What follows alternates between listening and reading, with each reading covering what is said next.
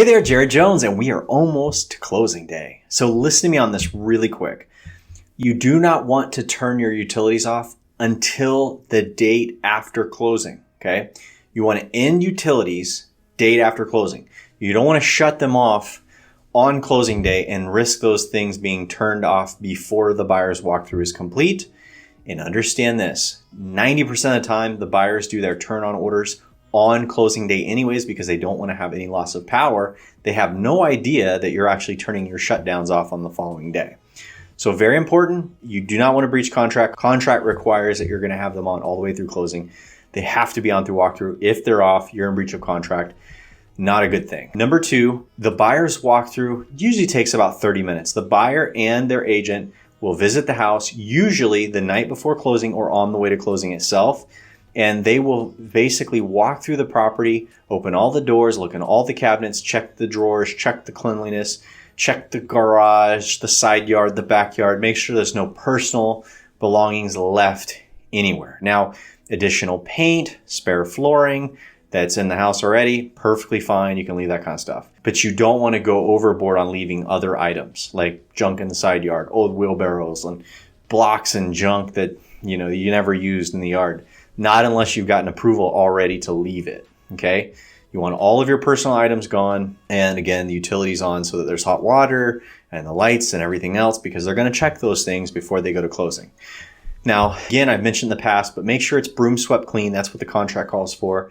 That means just topically clean, mop, sweep kind of thing. Don't leave a bunch of junk, critters in the drawers, stuff like that.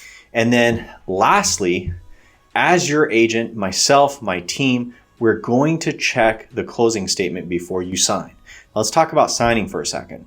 If you say, Jared, I'm not in town on the day of closing. As a seller, you don't have to sign on the closing day. You can sign a week out, 2 weeks out. You can do what's called pre-signing. So you can sign by mail away, you can sign in another state, you can sign before the day of closing, and none of that affects anything, okay? So just to let you know, even if you are in town, typically we will look at your closing documents.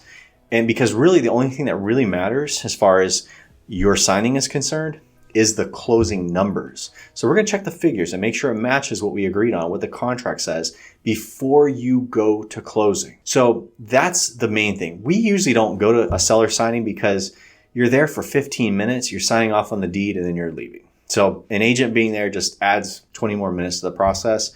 And in today's world, they're trying to keep as few people in those rooms as possible. And so, it just makes the process smoother, and it's nothing that we can do to add to the situation once we've checked the numbers. Because the only thing you're signing after that is the deed, and you're giving them personal details like where do you want your closing check or how do you want your wire to be received. The title company will coordinate specifically how your funds will be refunded to you, and they will make all that happen. Just so you know, the date of closing, if closing happens way late in the day, the federal wire cutoffs might have been passed, which means you'll receive your money usually the next day if it's a business day. All right, so that's how that works.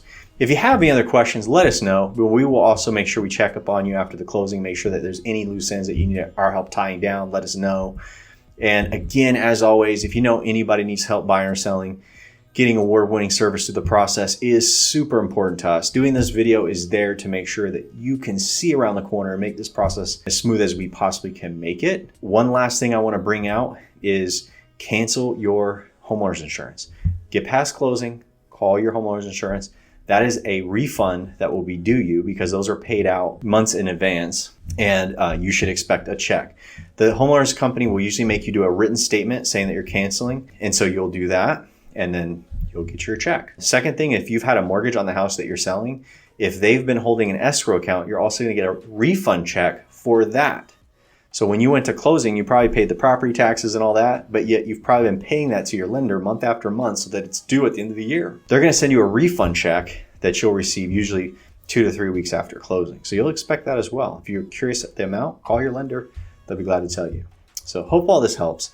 As always, if there's anything more we can do for you, let us know. We'll talk to you real soon.